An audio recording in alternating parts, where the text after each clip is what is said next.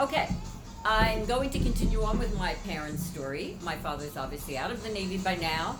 It is 1952, and the way my mother says she knew my father before he went in the Navy, not well, and she said she didn't like him. She said he was a show off.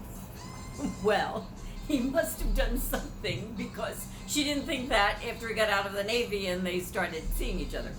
But apparently it was a group of people, and my mother did not know my father was going to be part of this group, but he was, and they all went out dancing, I think. He must have charmed her with all those dance moves that he learned in the Navy. But so they danced the night away, and that was it. They became a couple.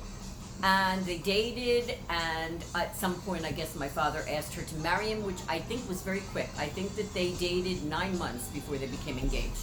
And I know she said after they became engaged, he came to the house with 3 diamonds, and he told her to choose which one she wanted. So she chose, and that was that. And that is actually the diamond that I'm wearing on my finger right there. And I use it to complete one of my white gold wedding, because I have yellow gold. I have the yellow gold, 18 karat yellow gold, and I have the white gold, which is actually, my mother's is actually platinum, and mine is 18 karat white. It's like, yeah, so it completes it. It looks nice, huh? It makes a nice, it worked. So anyway, so they became engaged, and they were married in 1953, August 15th, 1953, at Our Lady of Consolation Church. My mother's gown, I would love to show you photos of all of this, but I can't because they're all in my storage unit in LA. But at any rate, my mother's gown was lovely. It was beautiful. The top was a white, sort of a, she called it an ice blue, whatever. It wasn't, I guess, completely white, but it looked pretty white to me. But anyway, it was satin and strapless, much like this. And then the bottom sort of came out full, and it was like a lace. But the jacket was the really the beauty of it. It was again the ice blue, what she called it, satin, with little pearls, not all over it, but just strategically placed pearls, really beautiful.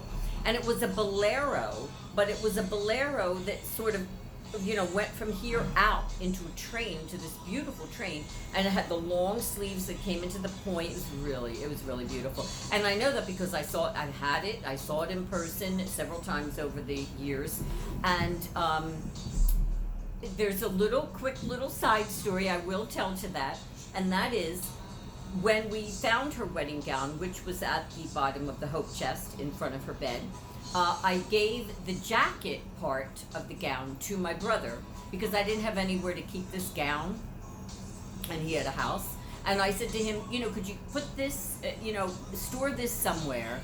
And, once I think of what I want to do, I was thinking maybe a white satin pillow, something that I could keep the beautiful satin, and that was my mother's wedding gown. Okay. And I said to him, keep this, and then I will, I'll take it and have something made out of it. Okay. Years later, when I went back, I said, where's Mommy's wedding gown? He threw it out. He said he didn't remember anything about that. So that's the end. We don't have the wedding gown. End of that story. Okay. Never had anything made from that. All right. Well, we got a lot of other things. But anyway, and I have a lot of other of her clothes that I still have and wear.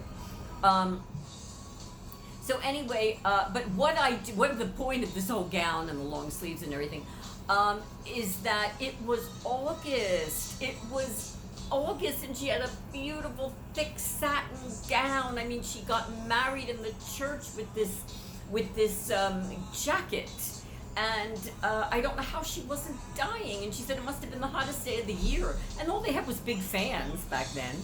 But she did, for the nighttime when she, when they had the reception, she just had the strapless part on.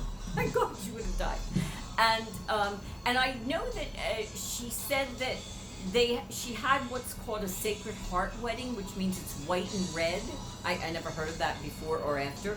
And I know that her bridesmaids wore sort of tea-length, lacy type gowns, or dresses, I should say, tea-length. And they were white, trimmed in red. So I guess that's what she meant by a Sacred Heart, and the flowers were white and red roses and all of that stuff. So they had, I know she told me they had something like 500 people at the reception. It was just like everybody. And then it was kids and adults and everybody dancing. I've got pictures, and it's sort of like beef and beer. That's what they had, I mean, back then. And so, you know, we have, so anyway, they got married, and then it was time for the honeymoon, and I do know that they went to the Poconos for the first week, and they stayed at a place called, again, because I have the photos, Vacation Valley. And apparently, and there were pictures of all of these couples, and apparently everybody at this Vacation Valley, they were all honeymooners. I mean, imagine that, all these honeymooners at the same place, and it's just so funny. And there were pictures of them sitting around the campfire, and it just, yeah, and then dancing, and then anyway. And then the second week, they went down to Atlantic City, down to the beach. And so it was nice, huh? They had mountains, they had beach. So it was nice. Okay, I am going to continue on with their first year of marriage until I arrived. Remember, August, they got married August 15th, 1953. I was born in December of 1954, so there, you know, wasn't a long gap there of married life before I arrived. But anyway, I'll talk about that next. And that's it. I'm going to wrap it up for now. Please follow me. I always forget to say this. Follow me on Facebook, my Facebook page, Debbie Does Beauty and Fashion, my Instagram, Debbie Does Beauty and Fashion, and my YouTube channel. Please subscribe, Debbie Does Beauty and Fashion.